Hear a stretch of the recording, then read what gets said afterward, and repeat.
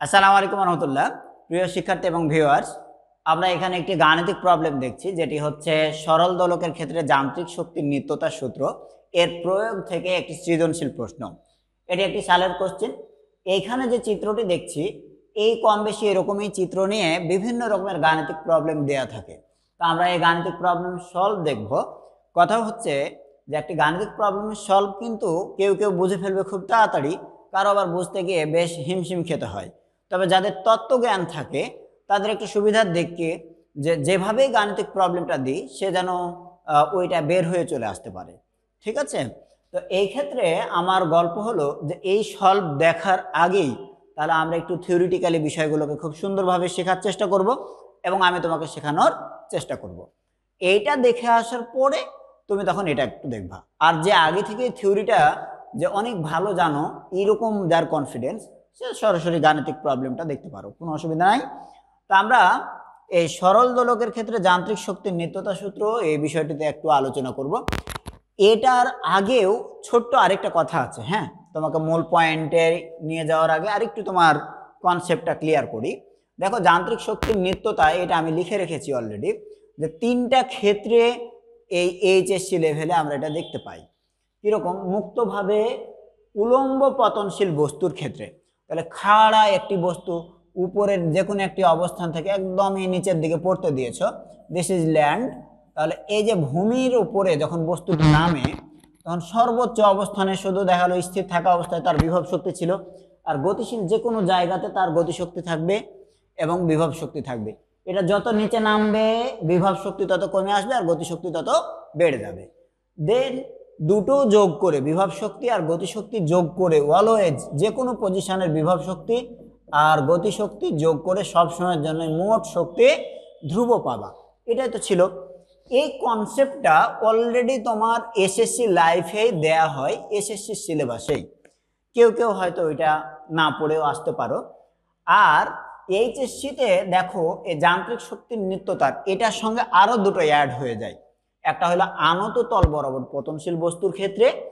আনত তল বরাবর পতনশীল বস্তুর ক্ষেত্রে চিত্রটা এইরকম হয়, যে আমরা একটু একটা সমকোণী ত্রিভুজের মতো করে যদি আঁকি, এই যে দেখছো এই যে স্লোপ আকারে যে তলটি এর নামে আনত তল। হ্যাঁ, তো ভূমির সঙ্গে হয় কোণ উল্লেখ থাকবে অথবা উলম্বের সঙ্গে কোণ উল্লেখ থাকবে। এই আনত তল বরাবর একটি বস্তু যদি নিচের দিকে নামে, গড়িয়ে নামছে বা স্লাইড করে নামছে, তাহলে যে কোনো পজিশনে তার বিভব শক্তি এবং গতিশক্তির যোগফল এই পজিশনে এই পজিশনে এই পজিশনে সব জায়গাতে দুই শক্তির যোগফল থাকবে ধ্রুব। তাহলে এটার নামই হলো যান্ত্রিক শক্তির নিত্যতা। ঠিক আছে? বিভব শক্তি আর গতিশক্তি এ দুটোই তো যান্ত্রিক শক্তির প্রকারভেদ, এ দুটো যোগ করে সবসময়ের জন্য আমরা ধ্রুব মান পাই বা একটা নির্দিষ্ট মান পাই। আর আরেকটা ক্ষেত্র হচ্ছে স্প্রিং দোলক বা সরল দোলকের ক্ষেত্রে। তা আমরা তাহলে এখন পড়বো স্প্রিং দোলক বা সরল দোলকের ক্ষেত্রে। অলরেডি এই অধ্যায়ের লেকচারগুলো দেওয়ার সময় আগের দুটো লেকচারে এর দুটো টপিক পড়িয়েছি, জানি না লেকচার নাম্বারগুলো কত সিরিয়ালি, বাট এটার আগে তুমি চাইলে পারে এ দুটোও দেখতে পারো। হ্যাঁ, আমরা তাহলে এখন যেটি পড়ব স্প্রিং দোলক বা সরল দোলকের ক্ষেত্রে যান্ত্রিক শক্তির নিত্যতা। ওকে, কাম টু দ্য পয়েন্ট। সরল দোলকের ক্ষেত্রে যান্ত্রিক শক্তির নিত্যতা। প্রথমে তাহলে সরল দোলক কি?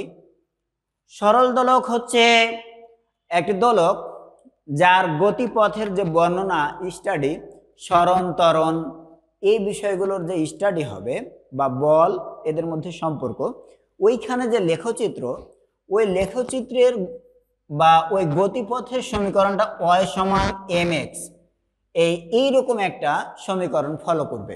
হ্যাঁ, তো ওয়াই সমান এম এক্স না হয়ে তুমি হয়তো এরকমও দেখতে পারো যে ওয়াই সমান এ সাইন ওমেগা টি। তাহলে এই ফাংশনটাও এইরকম টাইপের একদম সরল রৈখিক টাইপের একটা দোলন দিবে। হ্যাঁ, যদি কখনো এরকম হয়ে যেত যে y ইজ ইকুয়াল টু ধরে নাও ax স্কোয়ার, তাহলেই কিন্তু এটা আর সরল রেখা সমীকরণ না। এই এক ঘাতের সঙ্গে এক ঘাত থাকলেই কেবলমাত্র সরল রৈখিক হয়।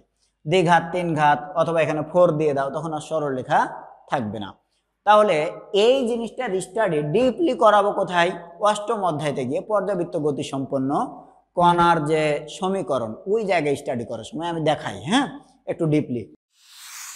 তাহলে সরল দোলকের চিত্র আমার মাথায় তোমার মাথায় যেরকম আছে সেরকম একটি চিত্র আঁকি এবং পুরোটাই এক পেজে বোঝানোর জন্য বড় একটা পেজ নিলাম। খেয়াল করো, যদি সরল দোলক বলতে যায় তাহলে এরকম একটি শক্ত তল বা সিলিং যাই বলো, সেখানে সুতার সাহায্যে কোনো একটি বস্তুকে দুলতে দেখি আমরা। এরকম ভাবে একটি সুতা দিয়েছি, সুতার শেষ প্রান্তের দিকে একটি গোলক টাইপের ছোট বস্তু দিলাম। এটা যে কোনো আকৃতির হলেও পারে, কিন্তু গোলক হইলে পারে একটু সুবিধা হয়, ফ্রিকশন কম। আবার বিন্দু ভর বললে বুঝবো যে গোলক জাতীয়। এখানে বস্তুটি যেখান থেকে ঝোলানো হয়েছে তাকে বলবো ঝুলন বিন্দু, ঝুলন বিন্দুকে ও দ্বারা লিখলাম। আর যে জায়গাতে তার ভর কেন্দ্র অবস্থিত সেই পজিশনটাকে আমরা বলবো এ। তাহলে ঝুলন বিন্দু থেকে এই ভর কেন্দ্র পর্যন্ত দূরত্ব অর্থাৎ গোলকের মিডিল পর্যন্ত দূরত্বকে বলবো কার্যকর দৈর্ঘ্য, সুতার দৈর্ঘ্য। আর এই হচ্ছে ববের ব্যাসার্ধ, দুটো যোগফল কার্যকর দৈর্ঘ্য। এখন বব বলে একটা শব্দ বলেছি, অর্থাৎ যেটি দোল খায়, ডানে বামে দোল খায়, তার একটি সুন্দর নাম হচ্ছে বব, বা বাংলাতে আরো একটা নাম বলা হয় দোলট। হ্যাঁ, এই দোলটের ভরও ধরে নিলাম এম, আর কার্যকর দৈর্ঘ্য যেটা ও থেকে এ পর্যন্ত, এই দৈর্ঘ্যটাকে আমরা ধরলাম এল। তাহলে এটা লিখে দিই কার্যকর দৈর্ঘ্য। কার্যকর দৈর্ঘ্য ও is equal to L. Very good. এখন এটি কিন্তু এ অবস্থানে যখন আছে, এ অবস্থানটা যদি আমরা নিচের দিকেও দেখাই, যে এটার পজিশনটার নামই দিলাম আমি এ। এই এ কে আমরা সাম্যাবস্থা বলে ফিজিক্সের ভাষায় ডাক দেব, সাম্যাবস্থা। ইংরেজিতে যদি বলো তাহলে ইংরেজি শব্দ হলো মেন পজিশন। মেন পজিশন, এ লেখা এরকম বাজে, মেন পজিশন। পরিসংখ্যানে মেন মানে গড়, আমার মনে হয় শব্দটি পরিসংখ্যান থেকে ধার করা। যদি এই দোলটকে কোনোভাবে ডিস্টার্ব না করি অর্থাৎ বল প্রয়োগ না করি, তাহলে সোজা সরলভাবে এটি যে দাঁড়িয়ে রয়েছে তাকে আমরা বলি সাম্যাবস্থা। তাহলে ওয়াই অক্ষ বরাবর যেটা স্থির অবস্থায় আছে সেটাই সাম্যাবস্থা। দেখো, এবার বল প্রয়োগ করার পরে এটা দোল খাবে ডানে বামে। যদি কোনোভাবে শক্তি ক্ষয় না হয়, নষ্ট না হয়, তাহলে এটা কিন্তু ডান দিকে যত দূরে দোল খাবে বাম দিকেও তত দূরে দোল খাবে। সর্বোচ্চ যে দূরত্বে দোল খায় তার নামই বিস্তার।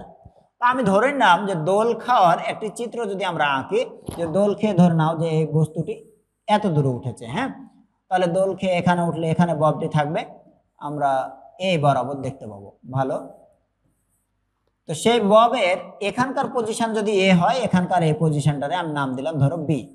দোল খেয়ে এখানে আছে। সাম্যাবস্থা থেকে এটা দোল খেয়ে যে কোণে গিয়েছে সেটাকে আমরা বলবো কৌণিক বিস্তার থিটা। মনে রাখবে, সরল দোলক হওয়ার জন্য কন্ডিশন হচ্ছে, সরল দোলক হওয়ার জন্য কন্ডিশন হচ্ছে যে কৌণিক বিস্তার 4 ডিগ্রির চেয়ে কম হতে হবে। তাহলে এটা y সমান mx অর্থাৎ সরল রৈখিক একটা গতিপথ তৈরি করবে। এখন যেটা দেখিয়েছি, এই গতিপথ কি সরল রৈখিক? না, এটা বক্র। তাহলে এটা আর সরল দোলক নয়। আমাদের এই থিওরির সঙ্গে তাহলে বাস্তবে ফিজিক্স শেখানোর জন্য বা যে চিত্রগুলো দেওয়া হয় গাণিতিক প্রবলেমে তার একটু অমিল দেখবা। বাট এটা মাথায় রাখতে হবে যে তাহলে সরল দোলক যদি হইতো, তাহলে এটা যদি দোলক হয় তাহলে এটা এরকম 4 ডিগ্রি বিস্তার এরকম ding ding ding ding ding করে দোলবে, বুঝছো তো? 4 ডিগ্রি বিস্তার এরকম করে এতটুকুর মধ্যে।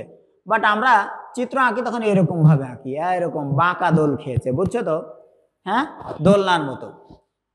এইখানে এটাও যদি বুঝে যাও, তাহলে আমার এটা নিয়ে আলোচনার বিষয় হচ্ছে যে শক্তির যোগফল সবসময় সমান থাকবে, অর্থাৎ বিভব শক্তি আর গতি শক্তির যোগফল ই অফ পি আর ই অফ কে, এ দুটো যোগফল হবে টোটাল যান্ত্রিক শক্তি, mechanical energy E, always constant. কখন? দোল খাওয়ার সময়, যে কোনো জায়গায়, এ পজিশনে, বি পজিশনে, অথবা আমরা যদি মিডিলে আরো একটা পজিশন ধরি যে সি পজিশন, তাহলে এই সব জায়গাতে এখানকার শক্তির পরিমাণ, এখানকার শক্তির পরিমাণ এবং এখানকার শক্তির পরিমাণ সমান হবে। এখানে যদি বিভব শক্তি বেশি হয় তাহলে গতিশক্তি কম। এখানে দেখা হলো বিভব শক্তি গতিশক্তির একটা অনুপাত মিলিয়ে যোগ করে সমান। এখানে হয়তো গতিশক্তি বেশি কিন্তু বিভব শক্তি কম। বাট তিনটার পজিশনে যদি আমরা দুটোকে যোগ করে দিই, বিভব শক্তি আর গতিশক্তি, তাহলে টোটাল এনার্জি হবে সেম। এটাই হচ্ছে এখানকার গল্প। এটার জন্য তাহলে আমার বিভব শক্তি আর গতি শক্তির কয়েকটা ফিচার মাথায় রাখতে হবে। কেমন ফিচারগুলো মাথায় রাখতে হবে? প্রথমে আমরা যদি বলি যে বিভব শক্তি কিসের উপর ডিপেন্ডেন্ট আর গতি শক্তি কিসের উপর ডিপেন্ডেন্ট। গতি শক্তির দুনিয়াব্যাপী একটাই সূত্র ই অফ কি এর, সেটা হলো হাফ mv স্কয়ার। তাহলে গতির ওপর গতিশক্তি ডিপেন্ডেন্ট। আর এইটা যদি বলি যে বিভব শক্তি, এটা কোন বিভব শক্তি? এটা দেখো এই যান্ত্রিক বিভব শক্তিটা মেইনলি অভিকর্ষ বলের প্রভাবে উপরে নিচে বস্তুটি যাওয়ার সময় বিভব শক্তির কম বেশি হবে। আর অভিকর্ষীয় বিভব শক্তির সমীকরণটা ছিল ই of P is equal two mgh। এখন এই mgh ছিল ভর কেন্দ্রের সরণ, অর্থাৎ একটি ভরের বস্তু যে কোনো পজিশন থেকে উপরে নিচে গেলে তার যে সরণ ঘটবে এটার উপর ডিপেন্ডেন্ট। কারো কারো হয়তো একটু কম জ্ঞান থাকলে বুঝতে অসুবিধা হবে। আমি যদি এটা ভূমি বলি, অর্থাৎ এটা ভূমি হইলে ভূমি থেকে যে কোনো ভরের একটি বস্তুকে যখন এইচ উচ্চতায় তুমি সরিয়ে নিয়ে যাও তখন তার ভিতরে একটা এনার্জি স্টোর হয় এবং সেই এনার্জিটা কত? mgh। আমার এখানে আবার একটা জিনিস একটু হচ্ছে ব্রিলিয়ান্ট ওয়েতে বোঝার রয়েছে। আমি যদি এটাকে ভূমি ধরি, ধরো আমার সুন্দর সবুজ পৃথিবীর ভূমি এটা, তাহলে এটা আমার ভূমি। তো ভূমি হতে এই এ পজিশনের একটা উচ্চতা আছে, তাহলে এখানকার একটা বিভবের মান আছে। আবার ভূমি হতে তুমি যদি বলো যে এটা যে হাইটে রয়েছে এটা হচ্ছে ভূমি হতে এ হাইটে, বি বিন্দুটা আবার তার চেয়ে বেশি উঁচুতে রয়েছে, তাহলে পরে বি বিন্দুর উচ্চতা বেশি হলে বিভব শক্তিও বেশি হবে, এইচ এর উপর ডিপেন্ডেন্ট। আমি এখানে একবার বিভব মাপা লাগবে, এখানে একবার বিভব মাপা লাগবে। এই বিভব শক্তি দুই জায়গাতে না মেপে আমি চিন্তা করতে পারি যে এর রেফারেন্সে বি যতটুকু উঁচু বিভব শক্তির পার্থক্য ঠিক ততটুকু বিবেচনা করব। দ্যাট মিনস এ বিন্দুর উচ্চতাটাকে ধরে নিলাম এর সাপেক্ষে 0। তাহলে এখান থেকে উচ্চতা যদি পরিমাপ করি, এ থেকে বি এর মধ্যে জাস্ট উচ্চতার হিসাবটা করলাম, সেই উচ্চতার পার্থক্যটা এইচ। তাহলে এ বিন্দুতে উচ্চতা 0 ধরে নিয়ে বি বিন্দুর উচ্চতা কত ধরলাম আমি? এর সাপেক্ষে বি, সরি এর সাপেক্ষে এইচ। তাহলে একটা জিনিস খেয়াল করবা যে এই এর সাপেক্ষে বি বিন্দুতে বিভব শক্তির মান এক্সট্রা যতটুকু, এই বিভব শক্তিকে যদি ই অফ পি নামে ডাকো, তাহলে আমরা এখানে লিখে দিলাম বি বিন্দুতে। আচ্ছা, বি বিন্দুতে, এবং এই বিভব শক্তিটারে তাহলে আর একটু ক্লোজ করে বি বিন্দুর হিসাবে নিয়ে যাই। বি বিন্দুতে ই অফ পি বিভব শক্তি এম জি ইনটু উচ্চতাটা কত? এইচ। কারো কারো আবার এখানে একটু মনে হতে পারে যে স্যার এখানে তো বস্তুকে যা সোজাসুজি উপরে নিয়ে যাওয়া আসা করেছিলাম, ভর কেন্দ্রের সরণ হয়েছিল সোজা, কিন্তু এখানে ভর কেন্দ্র সরণ তো সোজা হয় নাই, এ বরাবর বাঁকা পথ ধরে গিয়েছে, তাই তো? অবশ্যই বাঁকা পথ ধরে গিয়েছে। বাট তোমাদের একটা জিনিস আগের অধ্যায়গুলোতেই শিখিয়েছিলাম যে মহাকর্ষীয় বিভব শক্তি কাজ শক্তি ক্ষমতা অধ্যায়ের এখানেও পড়িয়েছি, কিন্তু সেটা হলো যে এটা পথ নির্ভরশীল রাশি নয়, এটা হলো অবস্থান নির্ভরশীল রাশি। এই যে এই এইচটুকু, সরি গলাটা শুকিয়ে গেছে, খেয়াল করো এই এইচটুকু এই বরাবর নিয়ে গেছি, তখন আমি সরণ ধরলাম এইচ। বস্তুকে যদি এদিক দিয়ে নিয়ে যেতাম ঘুরিয়ে পেঁচিয়ে, তাও দেখো যত পথই যাও তুমি সরণ কতটুকু? এইচ। তাহলে প্রথম অবস্থান থেকে শেষ অবস্থান এ দুটোর মধ্যেই আমরা পার্থক্যটা বিবেচনা করব। অর্থাৎ মহাকর্ষীয় বিভব শক্তি হইল পজিশন নির্ভরশীল রাশি, অবস্থান নির্ভরশীল, পথ নির্ভরশীল নয়। তাহলে এইটা এই mgh এটা হলো অবস্থান নির্ভরশীল। অবস্থানের পার্থক্য চিন্তা করব, হ্যাঁ, পথের পার্থক্য নহে। তাহলে খেয়াল করো এটা যদি এরকম বাঁকা পথ ধরে না গিয়ে আরো অন্য কোনো এলোমেলো এভাবে করে পথে নিয়ে যেতাম, তাও কিন্তু এই এইচ এর উপরে ডিপেন্ড করতো। এটুকু যদি বুঝে থাকো তাহলে পরে বি বিন্দুতে বিভব শক্তি কত লিখলাম? mgh। এখন বি বিন্দুতে গতি শক্তি কত? দেখো এই অবস্থানে যাওয়ার পরে আমি যদি ধরে নিই যে সর্বোচ্চ এতটুকুই গিয়েছে, তারপরে বস্তুটা আবার পূর্বের দিকে কিন্তু ফিরে আসবে প্রত্যয়নী বলের কারণে। তো এখানে সর্বোচ্চ উচ্চতা যদি ধরে নিই, দ্যাট মিনস ওই জায়গাতে গিয়ে তার বেগ শূন্য হয়ে গিয়ে আবার পূর্বের দিকে ফিরে আসছে। তাহলে ভেলোসিটি ইন পজিশন বি, অর্থাৎ ভি অফ বি এর মানটা 0। হ্যাঁ, তোমার এটাও মনে হতে পারে, দেখো বস্তুকে যখন ভূমি হতে উপরের দিকে নিক্ষেপ করি, একটা পর্যায়ে গিয়ে আবার পূর্বের দিকে ফিরে আসে। সর্বোচ্চ অবস্থান কোথায়? যেখানে তার বেগের মানটা শূন্য হয়ে যায়, ওটাই সর্বোচ্চ অবস্থান।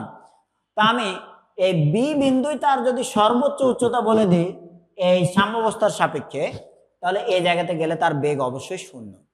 বেগ যদি শূন্য হয় তাহলে ওইখানকার গতি শক্তি অবশ্যই শূন্য, কারণ গতি শক্তি কার উপর নির্ভরশীল? এই বেগের উপর নির্ভরশীল বা গতির উপর নির্ভরশীল। তাহলে বি বিন্দুতে মোট শক্তি কত? তাহলে বি বিন্দুতে মোট শক্তি ই অফ বি নামে যদি ডাকি, তাহলে পরে এটা যেহেতু শূন্য, অতএব থাকবে কত? শুধু mg h। আমার এবার চ্যালেঞ্জ হচ্ছে, এম এর মান তো ববের ভর হয়তো দেয়া আছে, জি এর মান তো আমার জানা, এইচটা কত? এখান থেকে এখানে গেল, এই উচ্চতা যদি না দেয় তাহলে কিভাবে বের করা হতে পারে?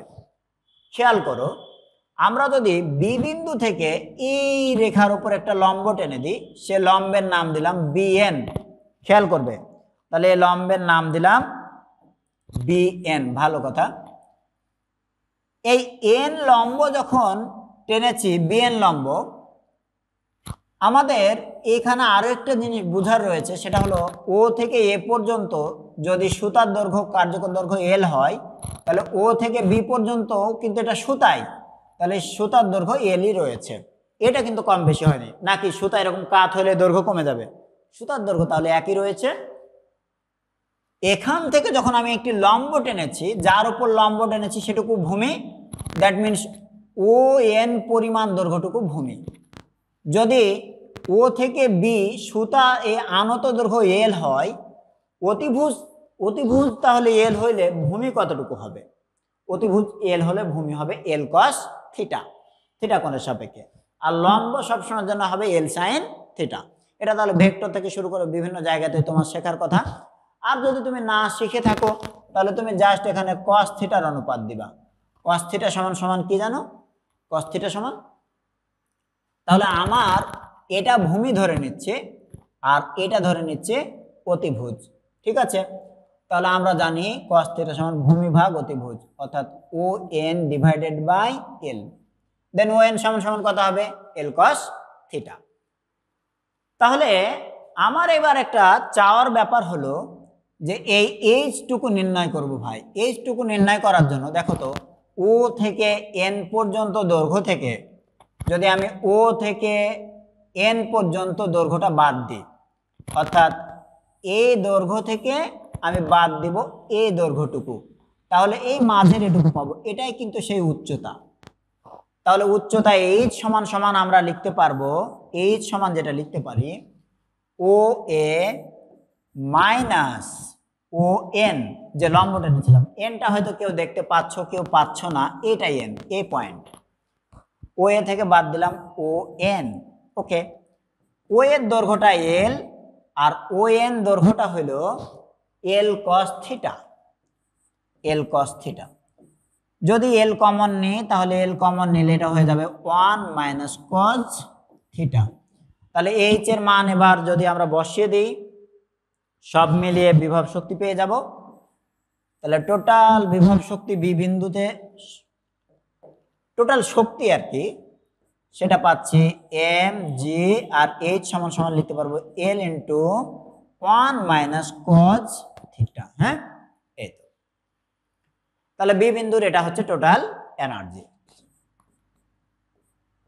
দেখো আমার এখানে একটা জিনিস আবার বলার রয়েছে, যদি এটা বি বিন্দু না হয়ে সি বিন্দুর জন্য এনার্জিটা বের করতাম, তাহলে সি বিন্দুর জন্য এনার্জি বের করার সময় এখানকার কোণের মান হয়তো ভিন্ন হতে পারে।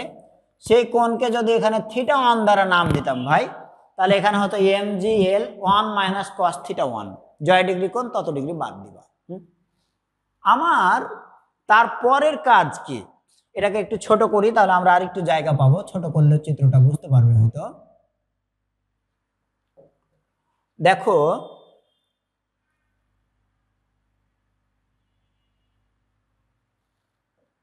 আমরা যদি এ বিন্দুর একটা গল্প বলি, যে এ বিন্দুতে যখন এসেছে তখন এখানে এই এর সাপেক্ষে এই উচ্চতাটা এইচ ধরেছিলাম, তাহলে এর সাপেক্ষে উচ্চতা এখন কত, তাহলে উচ্চতা এইচ এর মান 0। এইচ এর মান যদি 0 হয় সেই পজিশনে বিভব শক্তির মান 0, কারণ বিভব শক্তি এই উচ্চতা এইচ এর উপর নির্ভরশীল, তাই না? আচ্ছা, এবার এখানকার বেগ যদি ভেলোসিটি অফ এ, ধরে নাও ভেলোসিটি অফ এ কত হবে এটা আমরা জানি না। তো ভেলোসিটি অফ এ যে মানই হোক আমরা সেটা কিন্তু বের করতে পারবো। কিভাবে বের করতে পারবো? এই বাঁকা পথ ধরেও যদি আসে তাও সে কিন্তু এইচ পরিমাণ উচ্চতা নেমেছে এই এতে আসতে, তাহলে আমরা যেটা করতে পারি, এই বিন্দুতে বেগ ছিল 0, তাহলে ভেলোসিটি অফ বি এর স্কোয়ার প্লাস 2gh, টোটাল উচ্চতা নেমেছে এইচ পরিমাণ এতে আসতে গিয়ে। যদি কেউ মনে করো যে স্যার আমি এ বরাবর উচ্চতা তো এইচ, এখানে কি তাই মানবে? যদি না মানে তাহলে এটা হবে না। আর তুমি এইচ না দিয়ে যদি আনত ভাবে সরণ ধরতে পারো তাহলে তখন ত্বরণের মান চেঞ্জ হয়ে যাবে, তখন জি থাকবে না, দুটো মিলিয়ে ব্যালেন্স হবে। আনত তলে সরণের ক্ষেত্রে এটা দেখিয়েছি। আচ্ছা যা হোক, এটা যদি কেউ বুঝো যে ভি অফ এ স্কোয়ার সমান V V square plus 2jh, গতির সমীকরণ থেকে জানি ভিবি এর মানটা আমরা জানি 0, এখানে তো বেগ 0 হয়ে গেছিল, তাহলে ultimately V of a square সমান কত দাঁড়াচ্ছে? V of a square is equal two দাঁড়াবে toys G H.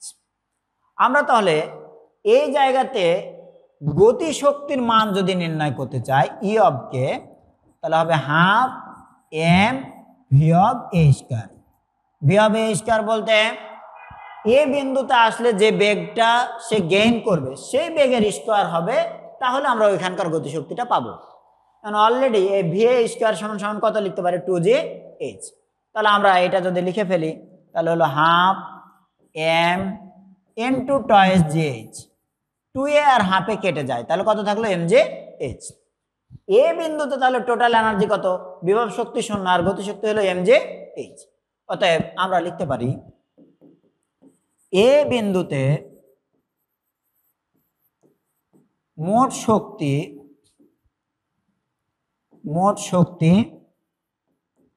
E of A is equal to mjh। দেখো আমরা যদি বি বিন্দুতে প্রাথমিকভাবে যে মোট শক্তি পেয়েছিলাম আর এ বিন্দুতে যে মোট শক্তি পেয়েছি দুটো কিন্তু অলওয়েজ সেম এবং এটাই মেনটেন করে। তবে এখান থেকে গাণিতিক প্রবলেম সলভ করার ক্ষেত্রে অনেক সময় এই জায়গার মান টানগুলো দিল, এ বিন্দুতে মোট বেগের মান কত হবে, কত বেগ গেইন করবে সেটা অনেক সময় চাই। তো ওইখানে বেগের মান কত হবে? ওইখানে যেহেতু বিভব শক্তি 0, তাহলে ওখানকার সর্বোচ্চ বেগ হবে half m v square, half m v square. তো ভি না লিখে আমি লিখেছি এবার ভি অফ এ, তাহলে এই শক্তিটুকু হবে ঠিক এই mgh এর সমান। এই দুটোকে সমান করে তুমি কাজ করতে পারো। এবার একটা অ্যানালিটিক্যাল জিনিস দেখো, আমি এই যে শক্তিটা লিখেছি mgl1 মাইনাস কস থিটা, তুমি চাইলে এই 1 দেখো কস থিটা বাদ হয়েছে, কোনো জিনিস থেকে ফিজিক্সে দেখবা একই জাতীয় রাশি না হলেও ওগুলো একটা সমীকরণ বিয়োগ আকারে থাকে না।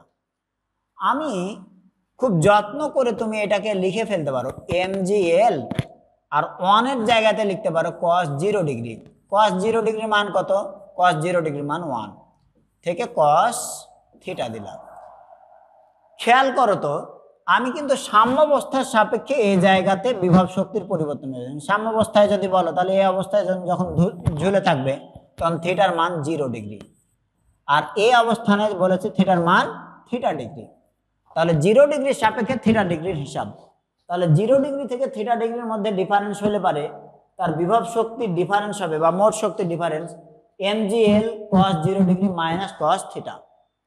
কোনোদিন যদি এবার নতুন একটা পেজ নিই, খেয়াল করবা যে একটু ব্রিলিয়ান্ট সে অলরেডি বুঝে ফেলার কথা, এটা 0 ডিগ্রির সাপেক্ষে ভাই এটা থিটা ডিগ্রির হিসাবটা করলাম। তাহলে এইখানে শক্তির পার্থক্য যেটা দাঁড়ালো সে শক্তিটা হলো mgl cos 0 degree cos 0 degree minus cos theta degree, ভালো থিটা। যদি চিত্রটি এরকম হয় যে এটা থিটা, এই জায়গাতে আরো একটা কোণ দিল, যে কোণটার নাম দিল এবার থিটা 1, তাহলে এই পজিশনকে যদি বলে বি আর এই পজিশনের নাম যদি দেয় সি, তাহলে বি আর সি এর মধ্যে এনার্জি ডিফারেন্স কত? তাহলে energy difference between C and B, এটা তাহলে অবভিয়াসলি এরকম হবে M G L cos theta minus cos theta 1। এখানে আবার একটা গল্প, যে বড় কোণটার আগে দিবা না, কোণ দিবা আগে ছোটটা। কসের যতগুলো হচ্ছে এনার্জি রিলেটেড সমীকরণ দাঁড়াবে, আগেই বলে রাখি সবসময় ছোট কোণ আগে, বড় কোণ দিবা পরে। খেয়াল করো, এনার্জিটা পজিটিভ, ছোট কোণের সাপেক্ষে কসের মান বড়, আর বড় কোণের সাপেক্ষে কসের মানটা ছোট, তাহলে বড় মান থেকে ছোট মান বাদ দিবা। হ্যাঁ, আমরা যেহেতু এখানে 0 আর থিটা কোণের মধ্যে ডিফারেন্সটা পেয়েছিলাম, আগে 0 পরে থিটা, তেমনি থিটা কোণ আর থিটা 1 কোণের মধ্যে যদি হিসাব করো, তাহলে আগে থিটা দিবা পরে থিটা 1 দিবা। এভাবে যে কোনো পজিশনে তুমি এনার্জি ডিফারেন্স মাপতে পারবে। এবং এখান থেকে তোমার একটা বিষয় বলি, আর একটু ব্রিলিয়ান্ট ওয়েতে চিন্তা করলেই তুমি ফাইনালি একটা বড় সমাধান পাবে। খেয়াল করো যে এটা ছিল এল দৈর্ঘ্য, এটা ছিল ঝুলন বিন্দু। বস্তুটিকে তুলতে তুলতে তুলতে যদি কেউ এ বরাবর তুলে নিয়ে যায়, তাহলে পরে এ বরাবর যখন তুলেছে তখন এটাও কিন্তু এল দৈর্ঘ্য। আবার বস্তুকে এ লেভেল থেকে এ লেভেলে তুলেছে, তখন এইচ এর মানটাও কিন্তু এল এর সমান। ঠিক আছে, একদম ওখানে তুলে দিয়েছে। তাহলে এনার্জির ডিফারেন্স, বিভব শক্তির পার্থক্য কত হবে? বিভব শক্তির পার্থক্য নিঃসন্দেহে ই অফ পি এর ডিফারেন্স যদি বলো, তাহলে এটা হতে হবে এম জি, এইচ এর জায়গায় এখন বসে যাবে কত? এল পরিমাণ উচ্চতা, তাই না? এম জি এল। তো তুমি এটা কিভাবে পাবা? তাহলে এখানে তুমি দেখো কস 0 ডিগ্রি থেকে সাম্যাবস্থা থেকে তুলেছি কয় ডিগ্রিতে? 90 ডিগ্রিতে। তাহলে cos 0 degree minus cos 90 degree.